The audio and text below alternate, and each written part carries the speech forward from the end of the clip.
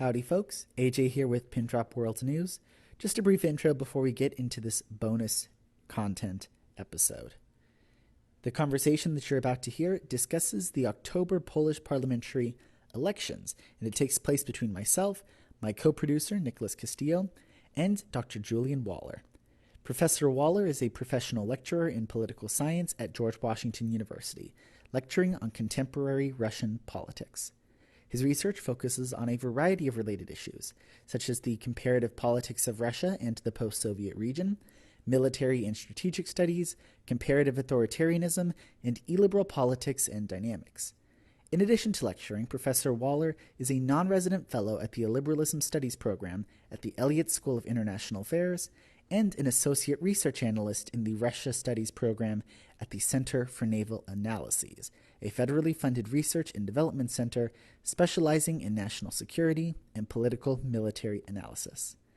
His work has appeared in a variety of publications and in peer-reviewed journals, including the Journal of International Affairs, Political Studies Review, Problems of Post-Communism, the Journal of Illiberalism Studies, Social Media and Society, and the International Journal of Constitutional Law. Alrighty, enjoy the show.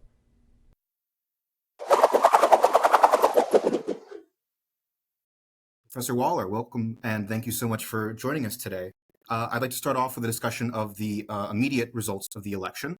For the sake of our listeners, on October 15th, there were national elections in Poland. The result is that the opposition parties will likely be able to form a government and oust the long-sitting Law and Justice Party.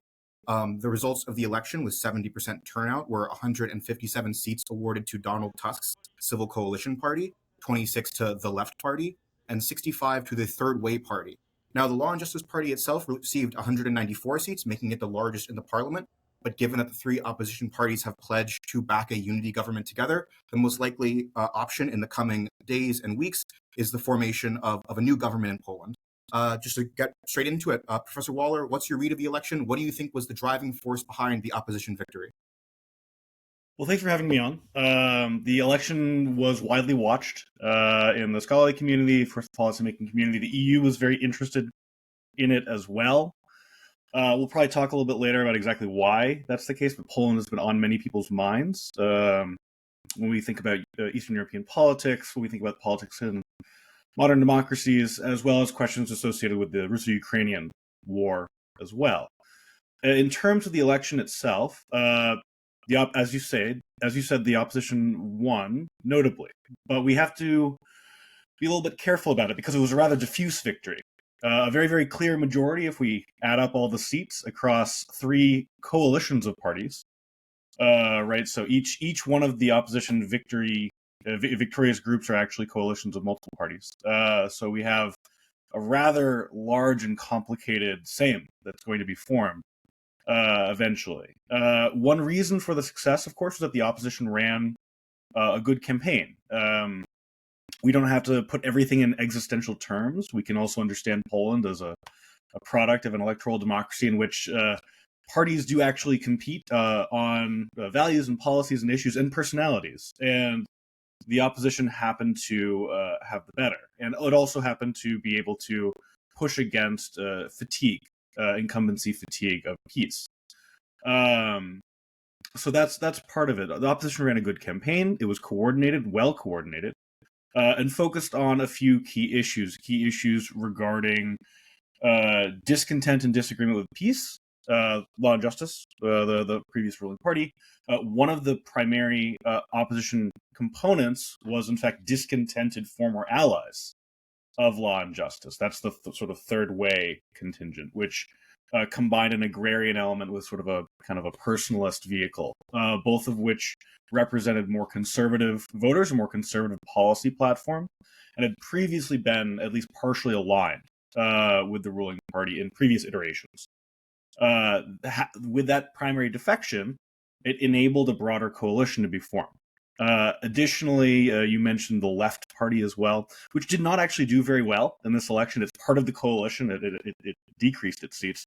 As a result, you have a very, very wide band of opinion formed across this governing coalition to be, which is a great benefit in a proportional representation electoral system, so that, again, help the opposition win, you're spreading across a tremendous amount of different political values, different demographic groups, regional groups, and so on. And it's just going to be a bit more challenging when we get to forming the government. Yeah, there's been so much excitement in the West about these results. But at the same time, in doing my reading for this episode, I came across a piece in Foreign Policy by Yaroslav Kutsa and Karolina Wigura, names of which I'm sure I'm pronouncing terribly. But the point they make in their piece in Foreign Policy is that there's actually quite a tall order for this coalition, right? Not only in terms of internal cohesion, but also working within a government that for 8 years has really sort of been set up and staffed by peace loyalists. Do you foresee that being a big problem for this incoming government? Yes, it's going to be a big problem across a variety of dimensions, and that's actually part of the issue, is that Western observers are really keyed into sort of macro level issues in the election, so regarding democracy and law and justice's institutional aggression regarding, let's say, the judicial system and other elements of Polish political institutions and the government support of them, the media apparatus as well. And so there's all this stuff at the macro level, at the bigger picture, that Western scholars are interested in. Many Polish opposition-oriented academics are also interested. Big ticket items. The problem is that many voters don't care about those sorts of things. They voted against peace for different reasons, or they were always going to vote against law and justice, right? So, like, the left, for example, may or may not care about all of these various democracy level issues, but you're still going to vote for a left party, right? Or if you're in the more conservative, agrarian, anti-peace element of the coalition, maybe you care about the democracy side of things. Maybe you care about other stuff. Maybe you care about corruption, petty corruption, or you care about scandals that have sort of beset the government. So again, we have to keep all that in mind, because there's lots of reasons why it's going to be complicated. I talked a bit about just the mechanical nature of the coalition being very, very unwieldy in principle. There's something that we also often forget when we talk about Polish politics, is that Donald Tusk, who is essentially the likely prime minister designate, likely the formateur of the governing coalition after the president asks peace to form a government and fails, Donald Tusk has a very, very strong reputation in Poland in a divisive manner. Many people do not like him. Many people in the opposition do not like him. And for a variety of reasons, some of which are just sort of his brand. Some of it is his previous experience as prime minister. Some of it is the way peace has always framed him as being especially pro-German. And some of it's just his personality, which is, again, very, very strong. So there's a reason why he's popular. There's a reason why he's also unpopular. That's going to cause complications because his party did not win fully outright relative to his other coalition partners. And then you have what you were referring to and alluding to before, which is the institutional changes that people are really interested in seeing. They really want to see a change to the state media, the state broadcaster, right? They want to see a change towards how the government subsidizes regional newspapers. They want to see a very complicated sort of solution, potentially like a lustration effort against law and justice appointed judges and the Judicial Council that, again, sort of appoints the judges and oversees them. All of that is going to be tremendously tricky, even if you agree with every single aspect of it. There needs to be a root and branch change to all elements of the government, all of the institutional mechanisms that peace touched over the last several years since they first came into office. All of those are tricky unto themselves, and then given a disparate coalition, that's going to be very, very generally troublesome. Professor Waller, I want to you mentioned Donald Tusk, the presumptive next prime minister. Look, he's been in a lot of leadership positions before, president of the European Council, so forth and so forth. But as you mentioned, he has a lot of controversies around him. I want to get your thoughts specifically on the investigation that, as of now, is still ongoing into him. Of course, Tusk himself said that it was launched with influence from the Kremlin. It happened to be launched the same year there was an election. A lot of suspicion could be alleged there. But the allegations are that he forced an investigation of a Polish businessman and his company for importing Russian coal. That businessman ended up getting jail time. From your perspective, do these appear to be completely trumped up charges, or does there appear to be an element of potential legal justification in this investigation? It's a tricky question in part because we're not privy to all the facts. And again, that's what a legal investigation is supposed to uncover. It's also difficult due to the highly polarized nature of Polish politics and also reporting on Polish politics. I think it's probably fair to say if you're going to take, let's say, an outside observer approach, like as Americans or as someone in the West who's not Polish, tries to be a little bit distant from it, it's very difficult to just assume that either Donald Tusk or overall the PO, which is his primary party, which once ruled Poland prior to peace, are squeaky clean on a variety of issues. It's very unlikely that that's the case. And traditionally, the PO has been accused of being very, very close to Germany and generally close to Russia, relatively speaking. Now, that was a number of years ago. So part of the problem with the current accusations surrounding this whole issue around Donald Tusk and others related to Russia is that it's a long time ago. In many ways, it's a completely different geopolitical environment. So regardless of whether or not he or someone close to him is perhaps guilty of these charges, this is in a very, very different environment. Such that it would be unfair to then target him and say, "Oh, you're a pro-Russian today," right? Which is kind of the implication. That's not where we want to be necessarily. That doesn't really fit. I mean, one could say that the Democratic Party of the United States was pro-Russian, given the Obama reset happening over 10 years ago, right? That's not a super useful claim to be made. That's more partisan points than it is actually helping us understand sort of the here and the now. So we should understand at least some of the chatter on that investigation to be politically motivated and attempt to tag. At the same time, it's probably, if we're interested in the actual reality surrounding it, it's probably not worth throwing out per se.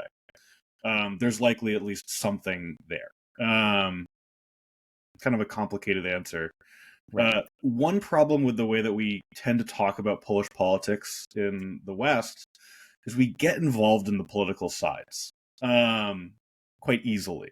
And when you read reporting from the New York Times or the Washington Post or like The Economist or something like that, you can kind of forget that, you're not Polish, actually. And they have their own internal complicated politics that it's not always tremendously useful to just pick a partisan side and be pro. That might be beneficial to you, that's fine. But oftentimes you end up missing quite a lot, and then you end up being blindsided by the fact that Polish politics is not the cleanest in the world, for example. I want to touch on that a little more and get a little more into Polish domestic politics. You referenced a little while ago how divisive and polarized Polish politics are, but you're also talking about the fact that in the West, we can sort of impose our own ideas onto what's really going on in Poland. I want to bring that into the case of what gets sort of described as like Poland A and Poland B quite often, which is to say like the western portion of Poland historically under German or Austro-Hungarian occupation versus the eastern side of Poland historically within the Tsarist Empire.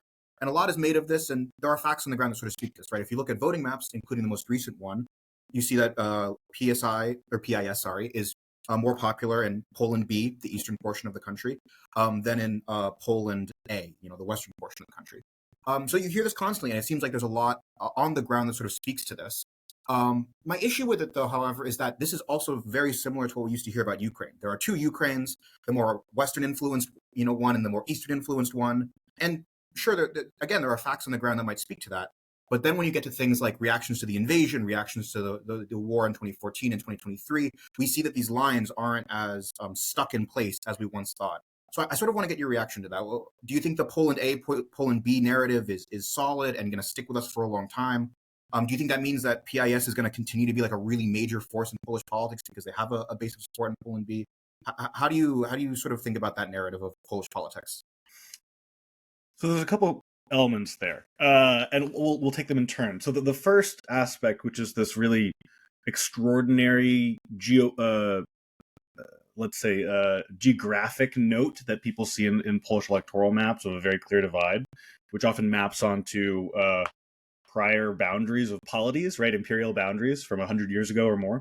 That narrative's not going to go away anytime soon. And the reason why is that it's at least partially prima facie true, right? That like there are in fact old lines on the map resultant from very different polities and the experience from very different polities that keep showing up.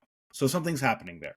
Now, the narrative that it's just a Poland A, Poland B, that doesn't really work, and we know that because once we dig down into slightly smaller boundary lines, you start seeing cities pop up, right? In the way that in the United States you have the red states and blue states, but in fact most cities are blue and most suburban and rural countryside is red, right? So you have a macro level political geography, but you zoom in just a little bit, it starts getting more speckled, right? And so you're really looking at tendencies, right? Rather than extreme geographies. In the Polish case, one of the reasons why it's actually a little bit complicated, you have the Poland A, Poland B, the West being under German occupation, or Imperial Germany in the previous years, the East Russian Empire, is there's also demographic transfer that explains quite a bit of it, right? So when after World War II, the borders of Poland changed, populations were moved, and so ethnic Germans were expelled in an ethnic cleansing that the West and the Soviet Union decided was just going to happen. And then they were resettled by ethnic Poles, and those are often strongholds of PO, right, of Donald Tusk's party and so on. Now, is the argument that they've been treated with the Imperial German past, or is the argument that these were people who were uprooted from their traditional ways of life, brought into urban environments constructed post-war, treated with different industrial investments from communist Poland, for example, or different educational structures, and again, different traditional establishments, weaker traditional religion because, again, you've been uprooted from your parish, and that has a downstream impact. I'm suggesting this because there's likely some causal relevance there. That doesn't mean that the political geography isn't extant, but it does mean that it's coming from perhaps a different forms and different sources. The same goes for trying to extrapolate out policy positions. So, for example, PiS is considered this very illiberal party. It's very anti-German. It doesn't play nice with our understandings of how Western politics should go, especially in places like Brussels or Washington, D.C. It's also the most anti-Russian party, and it's sort of the perfect party for a very strong anti-Russian line given the Russo-Ukrainian war. It's also the most anti-Ukrainian party. And how do you square that circle, right? And the fact of the matter is they have squared it because it's a real party existing in real life. It's not an abstraction where we're just kind of Reddit playing around and we can talk about, oh, well, they're the anti-Russian party and then but they're the anti-Ukrainian party, therefore they're going to act this way. Well, they actually act in accordance with the broader international environment, being under the general hegemony of the United States and having their own interests. And so Poland ends up being a very, very strong ally. A similar illiberal party in Hungary ends up barely helping out at all in the Russo-Ukrainian war. So we want to be careful about determinism, right? It's a lot more complicated with that. And that kind of gets to your second point about where is PiS going. There is going to be a statist conservative party in Poland. It's going to look something like PiS. Whether it is PiS, whether it is Law and Justice in 5 years, it's unclear.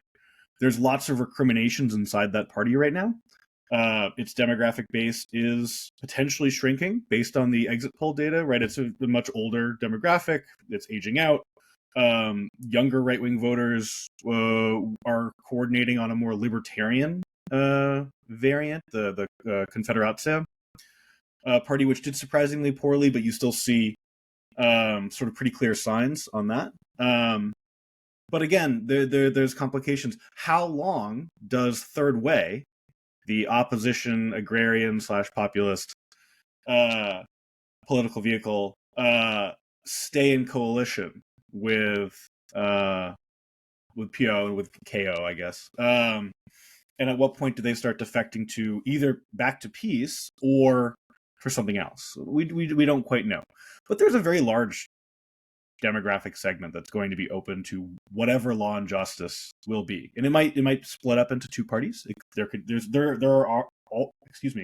There are already moderate and more radical or more conservative wings of Law and Justice. It's sort of been long established, and at a certain point, Kaczynski, who is sort of the background figure in Law and Justice, isn't going to be there. And there might be power plays resultant from that. So we should assume that it's going to stick around. But in fact, given the fairly open nature of the Polish party system, there is a chance for party change or party split. We'll sort of see. But the demographic conditions are still there, and there is certainly this background element. I'm kind of going in a circle on this one, but back to the Poland A, Poland B aspect, a major point of interest, certainly in the West, but also in Poland, when we think about the nature and fundamentals of Polish politics, is the urban-rural divide. And that's associated as well with other things. Like, the youth are more concentrated in urban areas, they're more likely to be secular, they're more likely to vote for more leftist parties, relatively speaking. They have different policy views, older people more in rural areas. That's all true, but Poland is actually one of the more rural countries in Europe in terms of many people still live in small towns and small cities in the relative countryside. It's much less concentrated than just a few major cities in the way that other states are, such as France, for example. So as a result, there is still a strong backbone of a distinct way of life. We're not talking about sort of a nostalgic idyllic like people with threshers and scythes in the countryside picking apples, or the opposite, like some sort of unconscionable stereotype about drunks and whatever in the small village. Like, it's obviously more complicated than that. Either way is unkind to understand. But suffice to say that the socioeconomic conditions are perhaps a little bit less clear in terms of exactly how this will play out in the next 10 years. Professor Waller, I think with our time constraints, it would be a good time to move on to that international aspect we've been alluding to, particularly with regard to the EU. It seems to me for years now, the English-speaking media, non-Polish media has kind of built the idea that Tusk would become elected at some point as a cure-all for Polish-EU relations. I have sort of a two-pronged question. One, do you think that's the case, or does it oversimplify the amount of work that this new governing coalition has ahead of them? And two, what are the implications of this for EU relations with Hungary, since Poland has largely been the EU buddy backing Hungary up when EU's tried to crack down on what they call rule of law issues or liberalism issues?